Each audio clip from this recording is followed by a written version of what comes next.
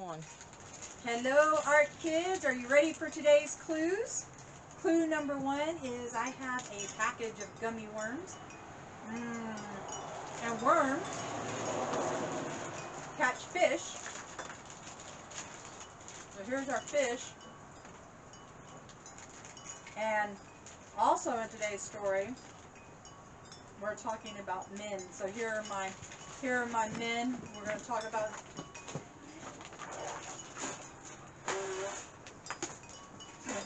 My sisters very nicely shared their pie with me, especially one threw it right in my face and up my nose.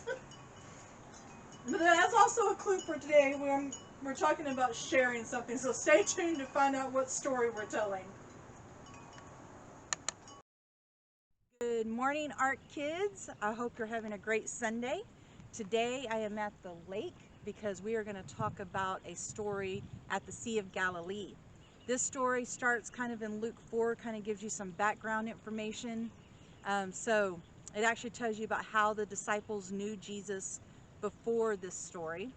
But this story is about Peter, James, John, and Andrew, and they had been fishing all night and had pulled up and were repairing their nets. And Jesus is walking on the shore and he says, "Hey, I want to talk to the people. Can you get in your boat and row me out a little ways?" And so Peter does, and Jesus teaches the people, and then Jesus tells them, "Hey, throw your nets out." And Peter says, "Well, Jesus, I've been fishing all night. We didn't catch anything, but because you said so, I'll do it." So they throw their nets out behind the boat, and it's so full of fish that their partners, James and John, have to come and help them pull them in, and both boats almost sink because there's so many fish. And then Peter tells Jesus, "I'm a sinner, get away from me, I don't deserve to be around you." And Jesus said, "Well, now on, you're going to be fishers of men and not of fish. So come and follow me." So the four of them pack up and they follow Jesus. Now, just so you know, God provided for them in preparation for them following him. They had families, they had jobs that they were supporting a community, but God provided for them. And then for 3 years, they go with him and learn from him, and he teaches them and gives them tools to go out and reach people. So today, I'm going to attempt fishing. So let's see how it goes. I'm going to try calling the fish. Here, fishy, fishy, fishy, fishy. Here, fishy, fishy. The fish is not coming to me, so unless God performs a miracle right now, I don't think I'm going to catch a fish with no tools. But I did bring a tool with me because you have to have the right tools.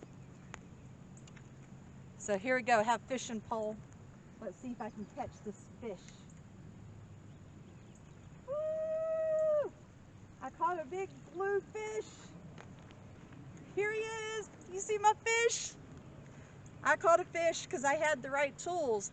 Now, if I had tried to bring my Bible or a hammer, those would not have been the right tools. But God has given us the right tools. He has given us his word and a map and a plan, which is the Bible. And so you can read the Bible and get instruction, but also going to church is a tool that God has given us. Worship is a tool that God has given us. Prayer. And so he has given us the tools to bring the good news to other people and to reach other people. Now you might say, "Well, I don't want to be a missionary and go to other countries and preach." Some people are called to do that. You may be called to preach to your family or your friends or your school or your neighborhood. So we all have the same mission to go and share the good news with others. And Jesus has equipped us not just with the Bible and prayer and worship, but he's also given us the Holy Spirit, which will guide and lead us. And when we don't know what to say, the Holy Spirit does. And so I want you to remember this week when we start going back out to stores and to school and to events and baseball and football, basketball, all the other sports, you're around people that need to hear about Jesus and the good news, especially in this time in our world. The good news is very important to share. So for today's craft, which I will post the video at the end, we are going to make paper boats. I've already folded mine, but if you want to fold your own and have your own boat races, then all you have to do is watch the video at the end, and it will give you instructions on how to fold this. but let's see if we can get it to float.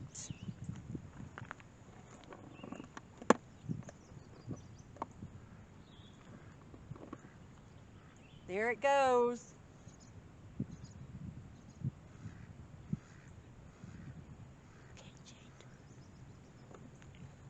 All right, so make your own boat and see how far it floats. Find a creek or a river, swimming pool. Maybe you could race somebody and see how well your boat does. And don't forget to watch the worship videos and do worship with your family. Show them the actions and the movements to the songs that you sing in children's church. And I love you, and I will see you next week. Don't forget to go read Luke 4 and 5 through verse 11 in chapter 5 to read the complete story. But just like the first 4 disciples he called, God has called us to be disciples and not only go and share the good news, but by the way we act and what we say and what we do, we can also teach others how to be like Jesus. Love you guys.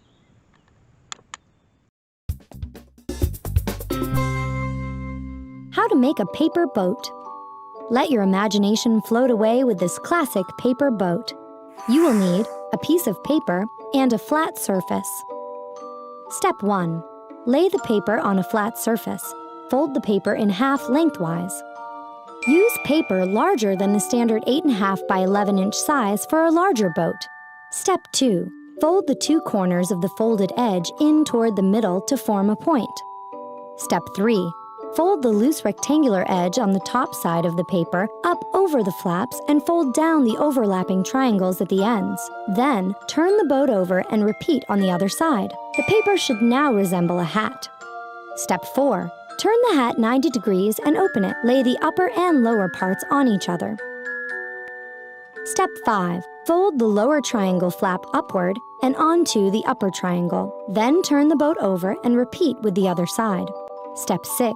Open the resulting square, putting the upper part on the lower.